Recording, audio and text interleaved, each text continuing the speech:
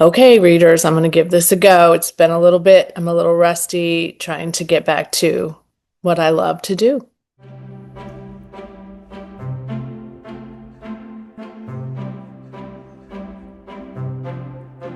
Hi, readers, it's Lori. Welcome back to my channel, Books, Ink, and Paper, or welcome if this is your first time. And first of all, I just want to say thank you so very much to all of you who commented on my last video about the premature birth of my new grandson, Oliver Matthew. I'm happy to report that he's doing very well.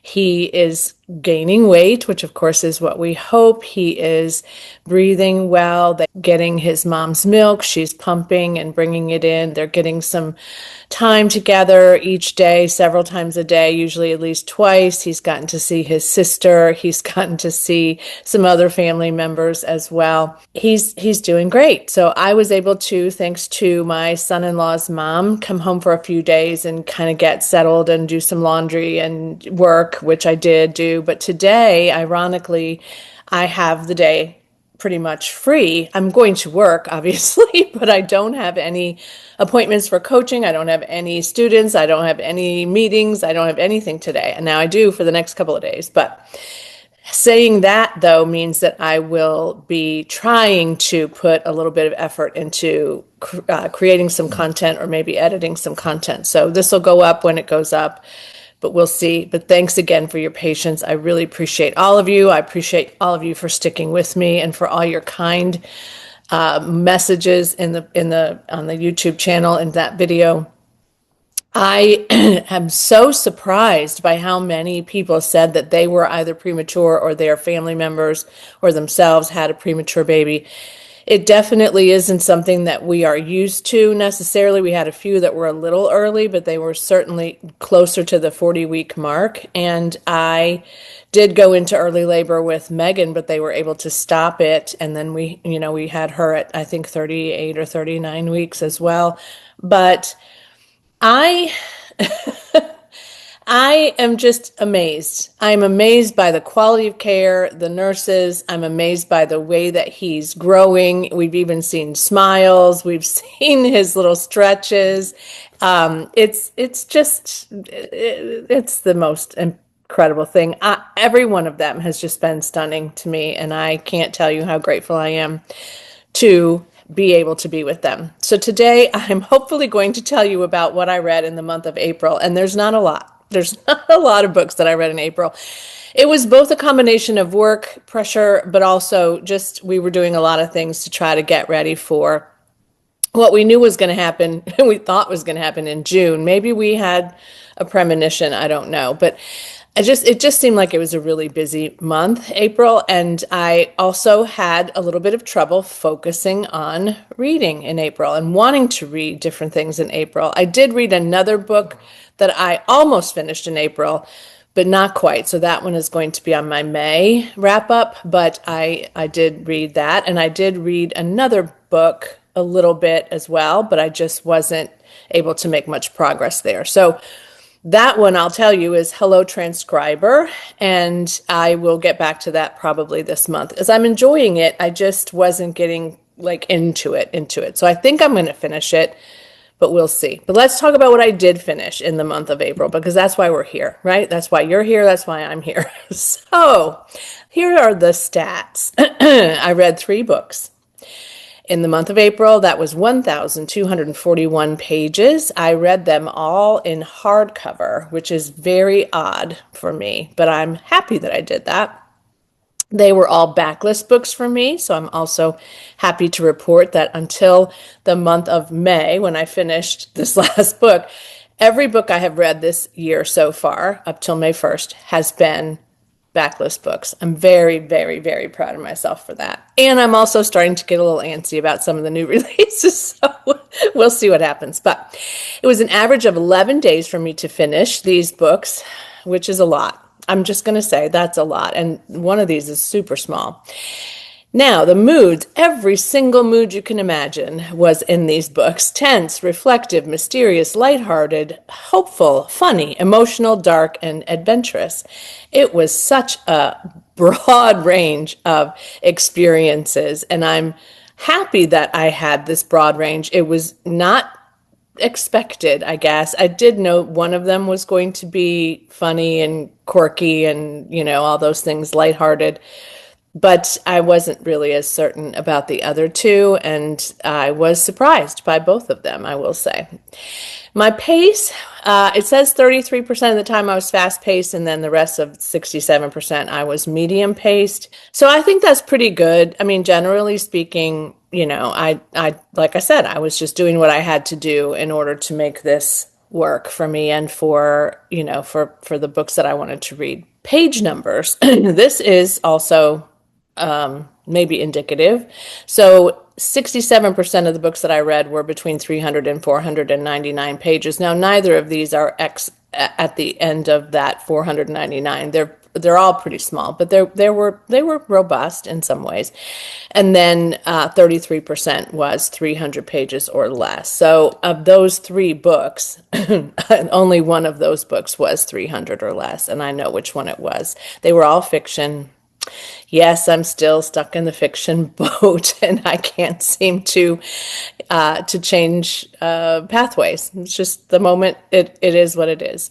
The genres that I read were middle grade, magical realism, thriller, science fiction, and literary, which made me happy. I really enjoyed that blend of genres, and I was excited to get to a couple of these that I had on my list for a really long time. My average rating was 3.92. One of my books got a 3.5, one got a 3.75, and one got a 4.5. And I'll tell you which ones those were in a moment. And the days that I read the most in the month of April were the 10th of April, which was a day that I was getting some testing and blood work done and different things, running errands and things. So I don't know how that happened, but it did. And then on the 21st of April, which is a day that I was out sick, and I did read a good bit that day. So the first one I finished is Society of Lies by Lauren Ling Brown. I had chosen this for Academia April, and if you aren't familiar with that, I'm in the middle of a bit of a year-long read-along or readathon, but you don't have to read the same books that I read.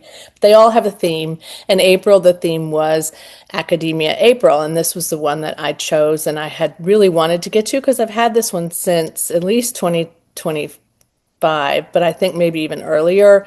This one came out in 2024, but I was really enamored by this cover as well as the synopsis of this because I've often loved to read books about students, groups of people who are going through the same thing, and there's a lot of intrigue, a lot of mystery thriller kind of situation here. So this is Lauren Ling Brown's debut novel, and I also appreciated that this was this good because sometimes with the debut novel you're not always certain that that's going to be the case. So this one was my 3.75 read. It was just a little shy of 4 stars for me, but I really did enjoy this, and it is a multicultural, multiracial group of women in this book, and I was really just stunned by the synopsis of this. So it is about a woman named Maya who has been to this particular level of education, and it's at Princeton, and she's gone back to Princeton because it is her college reunion, and also her little sister goes to Princeton. Her name is Naomi, and she hasn't seen Naomi for a while. And there's a complicated story about their family development and where they've lived and those kinds of things, which I also enjoyed. It helped you to understand these characters and kind of what has led them to the choices that they've made over time. The whole premise of this is focused around sororities and fraternities and those kinds of groups of people, those secret kinds of, what do they call them? There's a word for that. I guess a social club, something like that. And there are, of course, dual timelines for both Maya and Naomi, and you discover kind of what shaped their lives up till now. And I say up till now because when you begin this book, you discover that Naomi has been, is dead. And her sister Maya is trying to figure out what happened. I did finish it pretty consistently. This one was a little bit easier for me to get through than the other two more quickly, but I enjoyed the way that the characters were developed. It was a good setting as well, so you kind of understood the mores of societies, the mores of groups of girls who are in college and alumni as well. Do they stay in touch? What do they do for each other over time? Those kinds of things. I would read something else by this author for sure. I highly recommend, if you like this kind of book, that you read it. It was really well developed. Courtney Cox blurbed it, Julia Bartz blurbed it. So lots of people have really enjoyed it. I didn't realize Courtney Cox was now in the in the space of recommending books, but I guess she is. Then I read The Measure by Nikki Erlich. This was my book club book to read with Kat at Kat's Novel Adventures and hosted by Alex at Alex Frank Fiction. I think Alex recorded this and put it on her channel. So if you want to look at our wrap up, if you've read it or if you read it and want to look at the wrap up, we did a little event, a book club discussion after we all read it, and I enjoy Alex's commentary. I enjoy her channel a lot. If you haven't subscribed, I highly recommend that you do. And of course, Kat and I are a long time connected, but I loved the discussion, and I also was surprised a little bit about the divisive kinds of opinions about this in the discussion. Some people really loved it, some people really hated it, and some people were kind of like, meh, it's okay, right? So I gave this a 4.5, and I was just shy of the 5-star because I didn't cry. That's kind of my criteria. I was emotionally connected to the book, but I wasn't moved in that way. But I really did enjoy this a lot. I thought that this was a unique plot. I knew it from the moment I read about it. I've had it on my backlist on my Nook, but this one I got at my local library recently. But it's been on my list to read since it came out. This is her debut novel, Nikki Erlich's. And of course, you can see this is a Read with Jenna recommendation, but it is really a topic that creates a lot of discussion. If you were looking for a book for your book club, this would be one I would recommend for sure, because you're just going through so many different angles. So the premise of this, if you don't remember, is that there's a day all of a sudden pops up. Everyone over 21 years of age receives a box. It's locked. They can only open it themselves, and it's on their front doorstep, wherever they are. And that box contains a string, and that string is, as you find out in the box, the size of that string is the measure of your life. So how long will you live depends on whether you have a short string or a long string and how short or long they are. And of course, people freak out and they try to figure out if they want to open the box, not open the box, no or not no, right? Some of them decide to live their life to the fullest. Some of them decide to, freak out and make decisions that are not maybe decisions that are in their best interest. There are some political folks that are trying to run for office, and so they're engaged in this in different ways as well. And I really thought this was well done. I think it was a unique plot. The characters were well developed. They were easy for me to remember, which, sometimes, gosh, my hair's so frizzy today. Sometimes when you have a lot of characters, it's not so easy to remember all of them and where they fit in.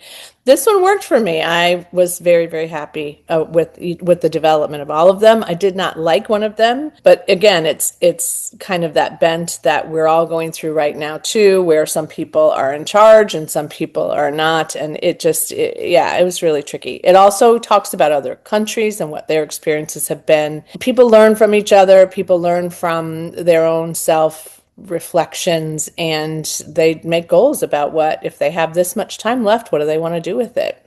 In fact, that the first thing, I may have told you this when I shared it with my to read choices.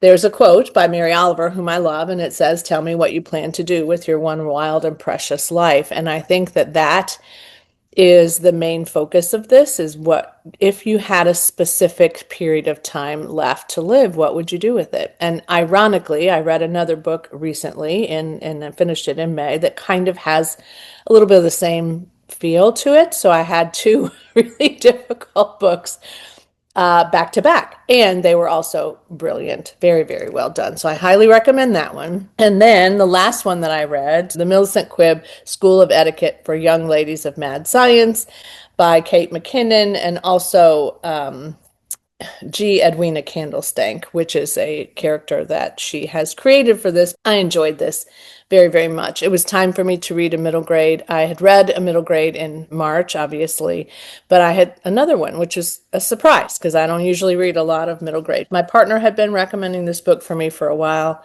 It's so cute. It really is. And this is about a number of girls who are orphaned, if you will, or who are need to be rehomed because they're in a place where the people that are taking care of them are not nice at all, and they don't treat them well at all. And that was hard for me at the beginning. Like they were really vile people. And I think they were nuns or something as well. Like I just remember they shouldn't have been vile. Nevertheless, they end up kind of getting rid of them and kicking them off to the curb and in some ways, and then they end up meeting up with Millicent Quib, who is very quirky, very weird, also probably a little challenging for them to adapt to at first.